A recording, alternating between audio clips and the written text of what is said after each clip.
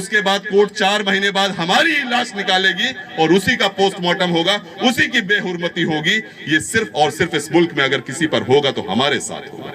लेकिन अफसोस कि 10 साल भाजपा के साथ वक्त बिताने वाला एक इंसान, जिसकी सोच से हर इंसान वाकिफ है, जितने भी यहां बैठे हैं, क्या एक भी उस आर.के. वर्मा की सोच से वाकिफ ऐसा नहीं हो सकता कि नहीं है? मुजम्मिल प्रधान साहब भी उसके बारे में जानते होंगे, बेहतर तरीके से जानते होंगे। लेकिन आज हमारे कुछ भाई, मुझे बड़े शर्म के साथ कहना पड़ रहा है कि उसको लेके घूम रहे हैं और कह रहे हैं कि नहीं, इनको वोट दे दो, इनको वोट दे दो।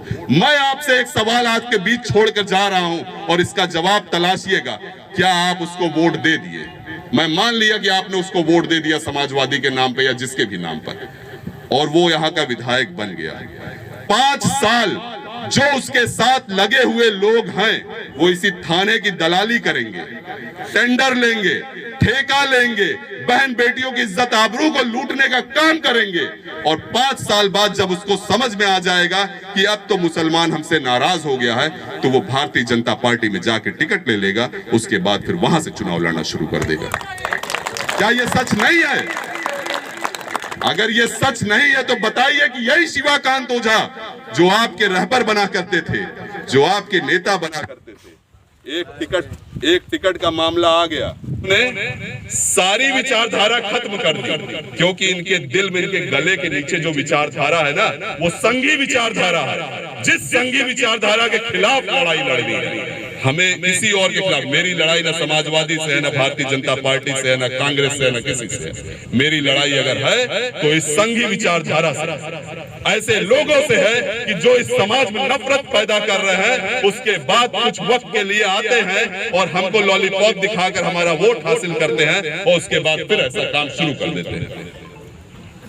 मेरे भाई, मैं आप सब सिर्फ यही गुजारिश करूंगा कि वोट देने जाइएगा तो इस शुजात को भी याद रखिएगा।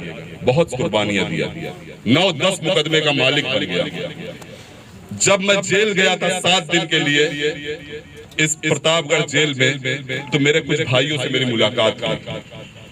उनसे मिला तो मैं पूछा कि यार तुम्हारे पैर में ये क्या हुआ, क्यों? तो कहे भाई वो फला मामला जो था आपको याद है? हम कहे कौन सा मामला? कहे भाई हम क्रिकेट खेल रहे थे, शाम 4 बजे अपने गांव के किसी गांव में क्रिकेट खेल रहे थे। एसओजी की टीम आती है और हमको बुलाती है, हम उनके पास जाते हैं, हमको मोटरसाइकिल में बैठाती है, लेकर चली जाती है।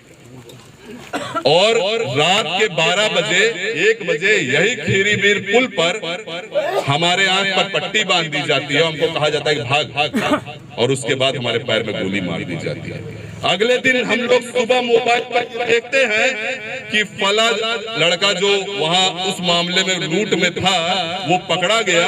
उसके बाद जब उसको पुलिस पकड़ने का प्रयास करी तो उसने पुलिस पर हमला किया, जवाबी हमला पुलिस ने किया, जिससे उसके दाहिने पैर के घुटने में गोली लग गई। 120 नौजवान बच्चों को मैं ऐसे जानता हूं, नाम से और चेहरे से जानता हूं, कि जिनके दाहिने पैर में घुटने पे गोली लग गई। क्या ये सच नहीं है?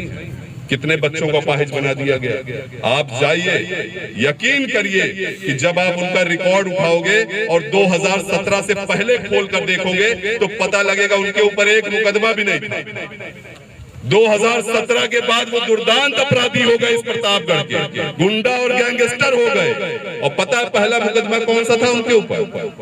पहला मुकदमा चचा ने लिखवाया था। इसलिए मैं अपने बुजुर्गों से, इसलिए मैं अपने नौजवानों से ये गुजारिश करता हूं कि अपने आप से इख्तिलाफात खत्म कर दीजिए। आप तो अपने बच्चों पर एक मुकदमा लिखवा देते हो, लेकिन उसके बाद पुलिस का रास्ता खोल देते हो, फिर पुलिस उसके ऊपर मुकदमे लिखना शुरू कर देती है। हम ये बात सच नहीं है कि हम आपस में लाठी चला के मुकदमा लिखवाते हैं, उसके बाद नाम निकलवाते हैं, उसके बाद ये करते हैं। मौका तो हम ही आप देते हैं ना।